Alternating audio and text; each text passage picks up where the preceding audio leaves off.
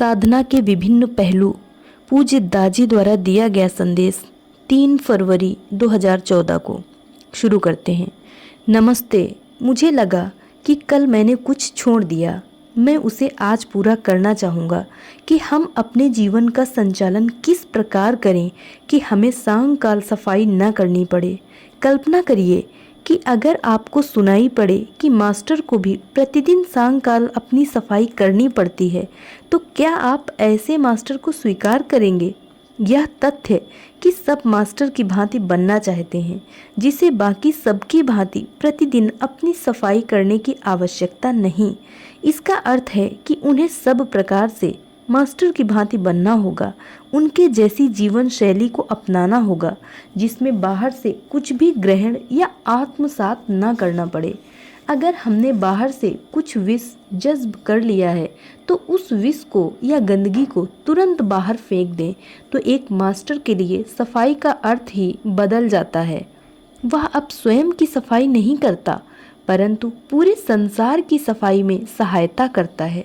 बाबूजी सहित हमारे गुरु लगभग प्रतिदिन हमें संदेश भेजते रहते हैं। मेरे साथियों, मेरे भाइयों, मेरे शिष्यों या जो कुछ भी, मेरी आत्माओं, वे सब उसी लक्ष्य की ओर कार्य कर रहे हैं जहाँ चेतना का उच्च स्तर हो, परिष्कृत हो, बेहतर हो।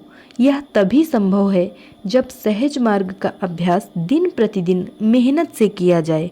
मैं पुनः इस बात पर बल देना चाहूँगा कि साधना स्वयं में लक्ष्य नहीं है, उसे आगे बढ़कर किसी चीज़ में व्यक्त होना चाहिए। जैसे कि हम पूजा करते हैं, मंदिर, गुरुद्वारे या चर्च जाने के पहले हम कर्मकांडी क्रियाएं करते थे। वह केवल कर्मकांड था जैसा कि अब हम समझते हैं, परंतु उसने अपनी भूमिका अदा की।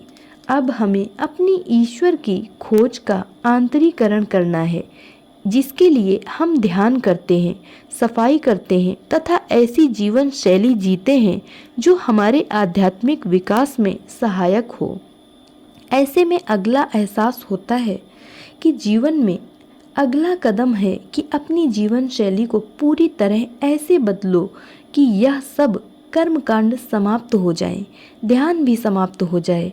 लाला जी महाराज ने इसका संकेत भी दिया है कि व्यक्ति प्रत्येक को अपनी क्षमता से भी अधिक प्रेम कर सके, स्वयं से भी अधिक। यह तो प्रथम है। दूसरा, हमारी बातचीत के विषय में हम दूसरों से किस प्रकार बात करते हैं। 2 चीज़ें हैं, या तो हम सोते हैं या जागते हैं। जब हम जागते हैं तो हम क्या करते हैं? हम बातें करते हैं और बातें करते हैं। हमारे अधिकतर संस्कार इस निरंतर प्रक्रिया से बनते हैं। तो अगर हम इस पर थोड़ा ध्यान दें कि हम कैसे बात करते हैं, तो हम इस प्रक्रिया द्वारा संस्कारों का बनना कम कर सकते हैं। दूसरी क्रिया जिसमें हम डूबे रहते हैं वह है खाना। बातों द्वारा हम बहुत से विचार ले लेते हैं, बहुत से विचारों का आदान प्रदान करते हैं। खाने द्वारा हम पौष्टिक तत्वों को अपने में समाहित कर लेते हैं। हम किस मानसिक स्थिति में भोजन करते हैं वह भी बहुत महत्वपूर्ण है। उसी प्रकार ध्यान से पूर्व, ध्यान के दौरान व ध्यान के पश्चात हमारी मानसिक स्थिति हमारी साधना के लिए बहुत समीक्षात्मक होती है। अगर आप राजयोग की प्रभावोत्पादकता पढ़ें तो उसके अंत में बाबूजी ने एक अध्याय दिया है जिसमें उन्होंने लिखा है कि खाना किस प्रकार बनाएं, किस प्रकार खाएं। उन्होंने भोजन पर एक विशेष अध्याय व एक नियम लिखा है। मेरे विचार में मैंने एक बार पहले जुलाई में कहीं कहा था, कुत्ते को एक विशेष मानसिक स्थिति में लाने पर कैसे हम कुत्ते को खाना खाने पर प्रशिक्षित कर सकते हैं। आप घंटी बजाते हो, वह खाने के लिए भागा भागा आता है। हर बार जब आप घंटी बजाते हो वह भागकर खाने के लिए आता है। जिस दिन आपने घंटी बजाकर उसको खाना नहीं दिया, वह लगातार भौंकता रहेगा, वह लार बहाता रहेगा। उसी वैज्ञानिक डॉक्टर पाउलो ने बिल्ली पर भी एक परीक्षण किया। उसने बिल्ली के सामने खाना रखकर उसके खाना पचाने वाले जूसों का अध्ययन कर उन्हें मापा। फिर उसे यह सनकी विचार आया और जैसे ही बिल्ली खाना खाने के लिए तैयार हो, वह एक कुत्ते को ले जाए। कुत्ते को देखकर बिल्ली डरकर भाग जाती। फिर जब उसके जूस को मापता तो वह ना के बराबर होता। अगर उसने थोड़ा सा खा भी लिया होता तो कुत्ते की उपस्थिति के दबाव के कारण वह जूस बनता ही नहीं। तो एक दबाव व डर की स्थिति में या वार्ता के तनाव में जब हम खाना खाते हैं तो उसका एक अलग ही प्रभाव होता है। नकारात्मक तरंगें जो खाने के साथ जाती हैं वे हमारे शरीर को भी प्रभावित करती हैं। उसका बहुत नकारात्मक प्रभाव होता है।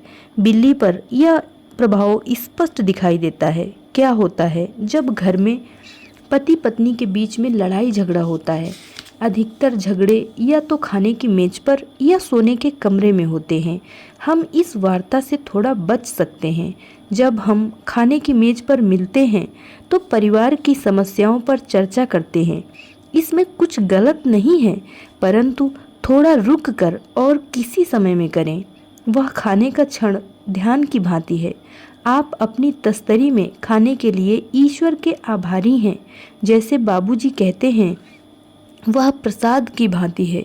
वे यहाँ तक कहते हैं कि उसे इस विचार से खाइए कि मालिक स्वयं खा रहे हैं। तब आप उस खाने में ईश्वरीय कृपा के चार्ज की कल्पना कर सकते हैं। बाबूजी कहते हैं, जब ऐसा होता है तो सारी आध्यात्मिक बीमारियां उससे दूर हो सकती हैं। इस छोटी सी क्रिया से आध्यात्मिक बीमारियां दूर हो सकती हैं। जो लोग खाना बनाते हैं उन्हें इसकी चेतावनी होनी चाहिए। जब हम खाते हैं हमें उसका एहसास होना चाहिए। उसे एक प्रसन्न मूड में खाइए। उनकी याद में डूबे एक कृतज्ञता के साथ खाइए। फिर हम मांसाहारी भोजन के विषय में बात करते हैं, जो कि पश्चिम और अब भारत में भी एक विवाद का विषय है। पौष्टिकता आदि अनेक गुणों की चर्चा होती है। आइए हम इसका विश्लेषण करें कि हम क्या खाते हैं और हम क्या खा सकते हैं। हम एक गाय को मारकर खा सकते हैं या फल, सब्जी व अनाज खा सकते हैं। दूसरा व्यक्ति चीज़ें जो खनिज संसार में हैं। अगर आप इन स्रोतों और मानव जगत के विभिन्न चेतना के स्तरों का विश्लेषण करें, उन सबके निश्चित 3 शरीर होते हैं, कारण, सूक्ष्म व स्थूल। खनिज जगत में तीनों शरीर इतने ठोस होते हैं कि उन्हें अलग नहीं किया जा सकता। इसी प्रकार वनस्पति जगत में स्थूल शरीर अच्छे से दिखाई देता है, परंतु सूक्ष्म व कारण शरीर करीब करीब एक ही होता है। पशु जगत में जैसे गाय, कुत्ता, हाथी, शेर, इनमें यह तीनों शरीर तुलनात्मक रूप में मुक्त होते हैं। मनुष्य में भी ऐसा ही है। तो फिर पाश्विक मनुष्य और दिव्य मनुष्य में क्या अंतर है? हम में, मास्टर में क्या अंतर है? उनका सूक्ष्म शरीर सबसे अधिक विकसित है। वह सबसे अधिक परिवर्तनशील है और पूर्णतया स्वतंत्र है। वह निर्देश पर काम करता है। इस सूक्ष्म शरीर के तत्व क्या हैं? अगर आप शाश्वत सत्य को ध्यान से पढ़िए तो लाला जी महाराज ने सूक्ष्म शरीर को 4 भागों में बांटा है। एक अहंकार, अहम भाव होने का, बुद्धि अर्थात प्रज्ञा, समझने सीखने की क्षमता, चित्त अर्थात चेतनता, मनस अर्थात मन। एक दिव्य पुरुष में अहंकार पूर्ण रूप से परिष्कृत होता है, अहम ना के बराबर होता है। उसकी उपस्थिति पूर्ण परिष्कृत होती है। बुद्धि होती है, परंतु वह एक बुद्धिमत्ता या ज्ञान में परिवर्तित हो जाती है। वह इस स्तर तक विकसित हो जाती है जहाँ वे विचार नहीं करते, तब ज्ञान बोलता है। तब चेतना का क्या होता है? चेतना भी दिव्य चेतना में परिवर्तित हो जाती है। अब हमारी चेतना में और दिव्य चेतना में क्या अंतर है? उसकी बहुत बड़ी वर्ण पट्टी है। उदाहरण के तौर पर कमरे में एक व्यक्ति सो रहा हो, आप उसे हिलाते हैं। कुछ व्यक्ति ऐसे हैं जिन्हें कुछ नहीं होता, वे ऊम मम मम कहकर दूसरी ओर पलटकर सो जाते हैं। यह उनका चेतना का स्तर है। दूसरी ओर ऐसे व्यक्ति हैं जहाँ माँ दूसरे कमरे में खाना बना रही होगी, वह केवल बेटे के विषय में सोचेगी और वह हेलो मम्मा कहता हुआ रसोई में आएगा। उसे केवल एक विचार उठा देगा। अगर मैं बाबूजी महाराज की चेतना की बात करूं तो उसे एक संत ने बाबूजी को अंतर संचार द्वारा बहुत सुंदरता से आध्यात्मिक रूप से कहा, तुम नहीं जानते कि तुम क्या हो। क्योंकि तुम शरीरधारी हो। मैं तुम्हें आज बताता हूँ कि तुम्हारी चेतना इतनी परिष्कृत और दिव्य है कि अगर तुम अपनी चेतना के निम्न स्तर तक भी जाओ तो उच्चतर संत अपनी उच्चतम चेतना पर भी तुम्हारे निम्न स्तर तक नहीं पहुंच सकता। उनकी चेतना ऐसी थी। ऐसा हमारा मार्गदर्शक है, या यूं कहूँ हमारे मार्गदर्शक हैं। इतने सारे संत हमारी देखभाल कर रहे हैं, हमारे कल्याण के लिए, हमारे आध्यात्मिक कल्याण के लिए प्रयासरत हैं। हमें क्या करना है? वास्तव में कुछ विशेष नहीं। आंखें बंद करा। क्या हमारे लिए आंख बंद करना इतना कठिन है? नहीं। सहज मार्ग अधिक कुछ नहीं मांगता। केवल 1 घंटे के लिए आंखें बंद करो। अगर वह जबरन भी करना पड़े तो करो। फिर बढ़कर प्रेम से बंद करो। फिर यह सब करने में आनंद आएगा। अब मैं इस सूक्ष्म शरीर के बारे में क्यों वर्णन कर रहा था? क्योंकि वह ही है जो विकसित होता है। स्थूल शरीर के विकसित होने में जैसा इंसान चाहता है कि वह चिड़िया की भांति उड़े या डॉल्फिन की भांति तैरे, यह 10,000 वर्षों में भी नहीं होने वाला। यह हमारे लिए तत्वहीन है।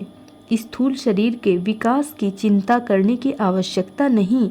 हम उसके स्वास्थ्य की चिंता करें, वह ठीक है। आत्मा अपने शुद्ध परिष्कृत रूप में उच्चतम है।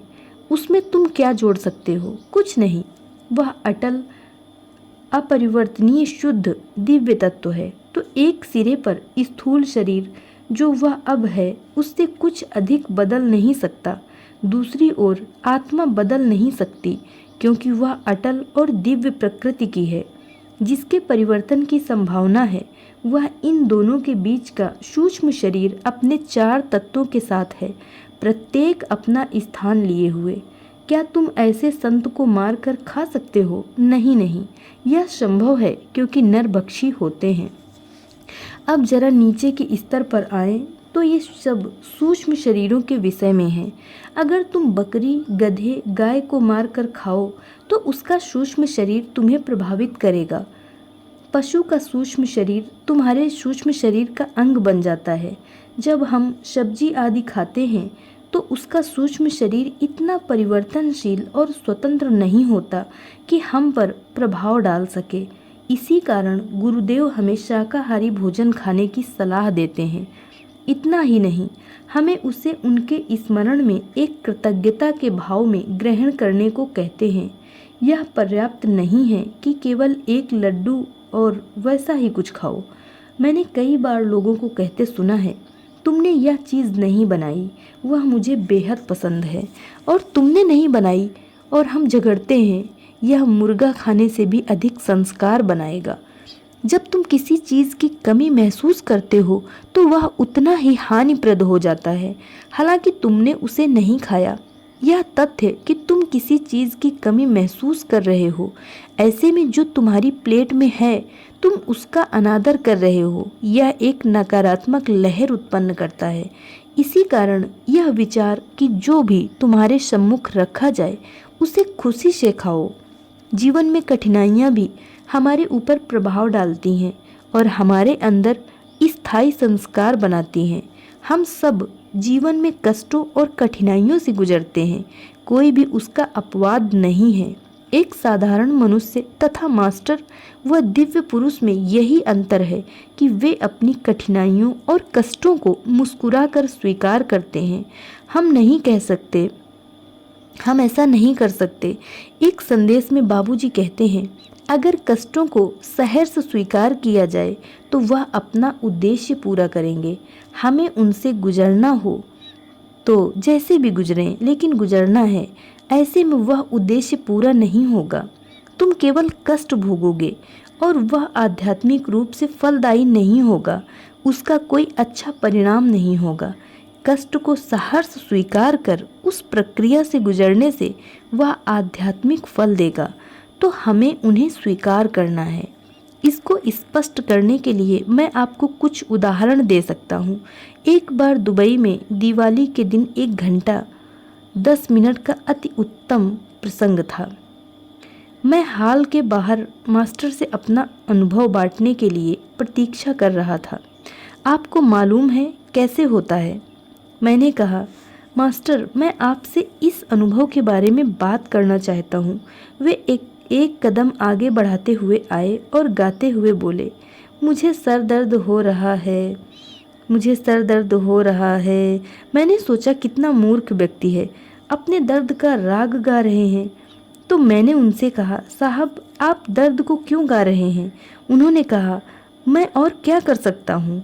और उन्होंने बात करनी आरंभ कर दी और मैं अपना अनुभव भूल गया। जब आप सुनते हो कि मास्टर के सरदर्द है तो तुम्हारा अनुभव बहुत छोटी चीज़ है, कुछ बताने लायक नहीं। अभी हाल ही में जो मैंने देखा, आपको याद है जब हमने उनका जन्म दिवस यहाँ तिरुपुर में उनके बगैर मनाया था? वे किस बुरे हाल में थे। जिस समय यहाँ सत्संग आरंभ होता, वह अपनी मूर्छित स्थिति में भी अपनी आंखें खोलते, अपने हाथ जोड़ते, जैसे कुछ फुसफुसा रहे हों। कृपया शुरू करो। और कुछ मिनटों के बाद बस कीजिए कहकर आंख बंद कर लेते। मैंने उन लोगों के साथ अपने नोट्स की तुलना की जो लिख रहे थे। गुरुदेव यहीं पर थे, वह भी 2-3 महीनों के ऐसे कष्टों के पश्चात जब उन्हें यह भी नहीं मालूम था कि वे कहाँ हैं। उन्हें नहीं मालूम था कि वे रूस में, दुबई में या अमेरिका में हैं। एक क्षण वे कहते, ओह मैं अभी तिरुपुर में हूँ, तुम मुझे यहाँ कब लेकर आए? परंतु वे अपने सोने के कमरे में ही थे। जब वे थोड़ा होश में आए और उन्हें अपने आसपास का एहसास हुआ और उन्हें बिस्तर से उठाकर कुर्सी पर बिठाया गया तो उन्होंने कहा, अब मैं चेयरमैन बन गया हूँ। अति उत्तम, क्या मास्टर हैं। उन्होंने दर्द के ऊपर मास्टरी प्राप्त कर ली। इस प्रकार की आप कह सकते हैं मास्टर और कुछ नहीं, केवल वे हैं जिन्होंने अनगिनत मास्टरी प्राप्त कर ली हैं। दर्द के मास्टर, खुशी के मास्टर, प्रत्येक चीज़ के मास्टर। प्रत्येक परिस्थिति उनके नियंत्रण में, एक संतुलित सहज रूप में। प्रत्येक परिस्थिति की स्वीकृति, और अगर आप इसके आगे जाना चाहें तो उससे भी बढ़कर सहर्ष स्वीकृति, जहाँ तुम्हें कोई विचार नहीं, स्वीकार करा और आगे बढ़ गए बिना पलक झपके, बिना एहसास के कि क्या घटित हुआ है। यह पूर्ण स्वीकृति है, पूर्ण समर्पण है, जहाँ कोई प्रत्याशा नहीं है। तुम सदा वर्तमान में हो, तुम किसी और बेहतर की आशा नहीं कर रहे, तुमने उसे स्वीकार कर लिया। एक व्यक्ति जो बेहतर क्षणों की आशा रखता है कभी प्रसन्न नहीं होता। तुम इसे स्वीकार कर अपने संसार में, अपने आप में शांत हो। यह तुम्हारे जीवन का अंत है। तुमने अपने जीवन को मास्टर कर लिया है। तुम जीवन में विश्वास के साथ, सुंदरता से, शालीनता से जीवन में किसी भी परिस्थिति से अछूते निकल सकते हो। अछूते का अर्थ है बिना कोई संस्कार अपने ऊपर या किसी और के ऊपर डाले। तुम न स्वयं पर और न ही औरों पर कोई संस्कार छोड़ते हो। तुम्हारा अस्तित्व किसी लहरों का निर्माण नहीं करता, वह केवल पवित्रता और प्रेम की लहरें भेजता है, क्योंकि दूसरों पर छाप बनाना भी एक समस्या है। हमारे पास एक जादुई नुस्खा है, सायंकाल सफाई करो या कभी भी, तथा हमें साफ करने के लिए मास्टर हैं। परंतु बाकी संसार का क्या, जिसे हम गंदा करते जाते हैं? क्या हम कभी इसके बारे में सोचते हैं? मैं इस सफाई पर और कुछ विस्तार से कहना चाहूँगा। लोगों के मन में अपने अपने बढ़िया विचार हैं, विशेषकर प्रशिक्षकों के। वे सफाई के अलग तरीकों का पुनर्निर्माण करते रहते हैं। तुम ऐसे कर लो, तुम वैसे कर लो, यह अच्छा नहीं है। हमारे पास केवल एक तरीका है जिसे पुस्तक में दिया गया है, उससे हटिए मत। अगर कोई प्रशिक्षक आपसे कहता है यह बेहतर तरीका है, विशेषकर तुम्हारे लिए, मुझे यह ऊपर से संदेश प्राप्त हुआ है, उसकी मत सुनिए। मुझे लिखिए या मास्टर को लिखिए कि फला प्रशिक्षक मुझे गलत राह बता रहे हैं। हम उसकी सफाई करेंगे। जब तक मास्टर द्वारा निर्देश न आए तब तक पद्धति को न बदलें। तो पहला पहलू था बातचीत द्वारा विचारों का आदान प्रदान, नम्र व शील। दूसरा पहलू है भोजन के विषय में। तीसरा पहलू है सोने के विषय में। हम अपने जीवन का 1/3 भाग सोने में व्यतीत करते हैं। इन अनुत्पादक घंटों में, मुझे अनुत्पादक नहीं कहना चाहिए, क्योंकि नींद हमारे भौतिक व मानसिक शरीर को तरोताज़ा करती है। गुरुदेव हमें सिखाते हैं कि हम अपने आध्यात्मिक शरीर व सूक्ष्म शरीर को कैसे तरोताज़ा करें। इन सूक्ष्म शरीर में तालमेल केवल ध्यान द्वारा ही नहीं, साथ ही सोने के पूर्व की सही प्रवृत्ति से भी बनाएं। मैंने आपको बताया था कि हम किस मानसिक स्थिति में खाना खाते हैं, उसका प्रभाव पड़ता है। क्या आप लड़ाई कर रहे हैं, कुछ खानों की कमी को महसूस कर रहे हैं? ओह, मेज पर यह नहीं है, यह नहीं बनाया आज, यह जानवर मारने से भी बदतर है। आप अपनी पत्नी को सूली पर चढ़ा रहे हैं क्योंकि उसने आज आलू नहीं बनाए। सोने के पूर्व भी प्रत्येक को ऐसी मानसिक स्थिति में होना चाहिए, मालिक के प्रेम में पूरी तरह डूबा हुआ। उस समय उसके बीच में कुछ भी नहीं आना चाहिए। परंतु बिस्तर में जाने के पूर्व सामान्य तौर पर हमारे अंदर दो प्रकार के विचार होते हैं। कुछ जो हम दिन में समाप्त नहीं कर सके, हमारी निष्क्रियता, जिसका मैंने कल भी वर्णन किया था कि किस प्रकार हमारी निष्क्रियता के कारण भयानक संस्कार बन सकते हैं। बिस्तर पर जाने के पूर्व अक्सर हमें निष्क्रिय कर्म याद आते हैं, और अगर वह बहुत महत्वपूर्ण हैं तो कई बार आप बीच रात में भी जाग जाते हैं। ओह, तुमने यह नहीं किया, तुम यह करना भूल गए। दूसरे जिस श्रेणी के विचार हमें याद आते हैं वह है खेदपूर्ण विचार। मुझे ऐसा नहीं कहना चाहिए था, मुझे ऐसा नहीं करना चाहिए था, सब दुष्कर्म। तो इन दुष्कर्मों को मिटाने के लिए हमें यह साधना दी गई है। प्रेम भरे हृदय से महान गुरुदेव से अपनी गलतियों की क्षमा मांगें और उनसे वायदा करें और पक्का इरादा करें कि आप उसे कभी दोहराएंगे नहीं। बस इतना ही। अब आपने अपने साथ वास्तविक अर्थ में शांति स्थापित कर ली है।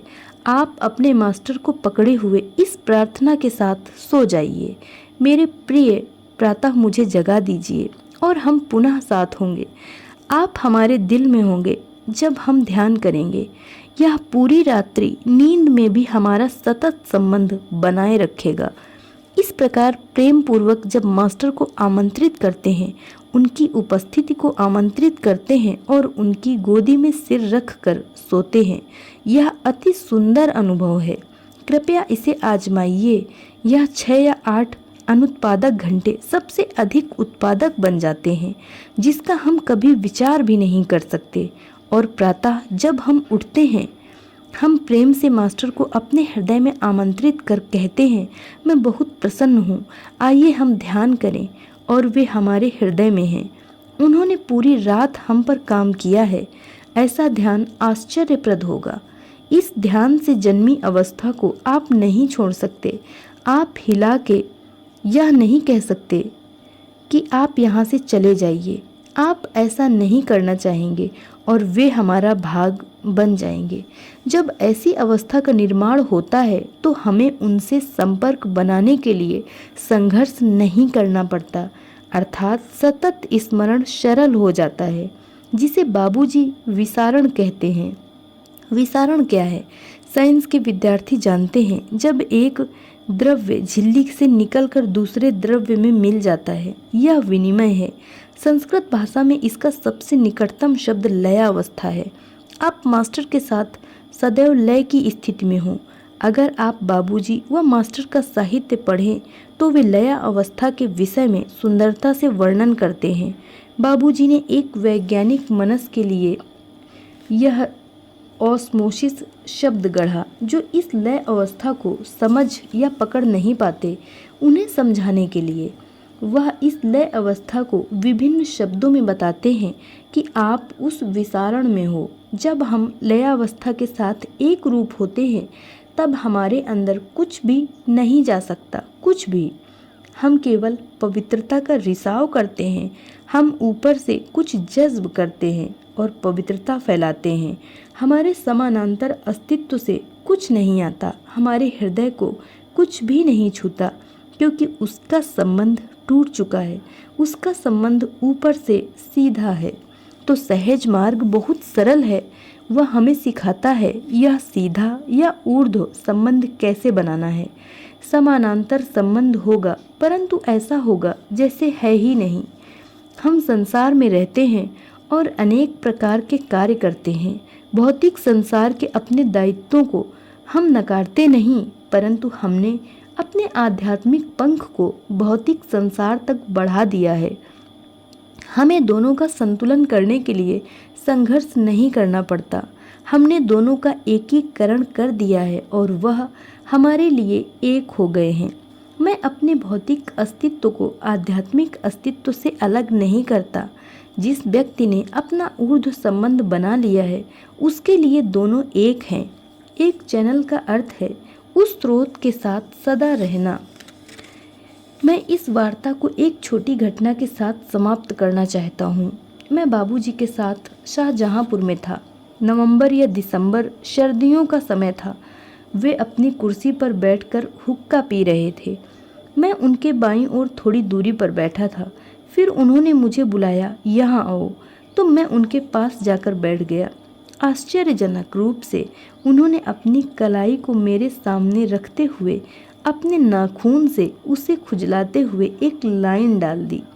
सर्दी के कारण त्वचा खुश्क थी और खुजलाने से एक लाइन पड़ गई। उन्होंने कहा, देखो एक नहर बन गई। मैंने कहा, जी बाबूजी। जैसे दो बच्चे बात कर रहे हों, जैसे आप कोई खेल खेल रहे हों। फिर उन्होंने दोबारा खुजलाते हुए कहा, लो मैंने एक और पानी की नहर बना दी। मैंने कहा, जी बाबूजी। अब मैंने तीसरी पानी की नहर बना दी। मैंने कहा, जी बाबूजी। अब पानी का बहाव कम हो गया है, समझ गए ना? मैंने कहा, जी बाबूजी। उन्होंने कहा, जाओ। अब आप सब इससे क्या समझते हो? बहुत कुछ। एक नहर ऊर्ध्व वाली। जब हम इधर उधर जाते हैं और हमारा ध्यान उधर से कम हो जाता है, साथ ही साथ क्योंकि हम संसार में रह रहे हैं, तो हमें दो गेंदों के साथ खेलना सीखना होगा। संन्यास लेकर चलना सरल है, एक ऊपर से संबंध, परंतु हमारे लिए ऐसा नहीं हो सकता। वह अप्राकृतिक है। वास्तव में हम अपनी प्रतिभा से इस ऊर्ध्व संबंध को और भी गतिशील बना सकते हैं, जब भौतिक अस्तित्व भी हो। नहीं तो इस प्रतिभा का परीक्षण नहीं हो सकता। अगर हम इस प्रतिभा का प्रयोग भौतिक संसार में करें तो वह और शक्तिशाली हो जाएगी। केवल जब यह कमज़ोर पड़ जाती है तो हम इसे बलशाली बनाने की सोचते हैं। तो अगर यह ऊर्ध्व संबंध स्थायी रूप से थोड़ा कमज़ोर हो जाए तो कोई बात नहीं। भौतिक संसार में बहुत कुछ होता है, तुम इसे पुनः व्यवस्थित कर सशक्त बन सकते हो। ऐसे में सदा ढीला छोड़ने की और सशक्त बनाने की आवश्यकता होगी, जब तक हम इस जीने की कला में महारथ नहीं हासिल कर लेते। धन्यवाद।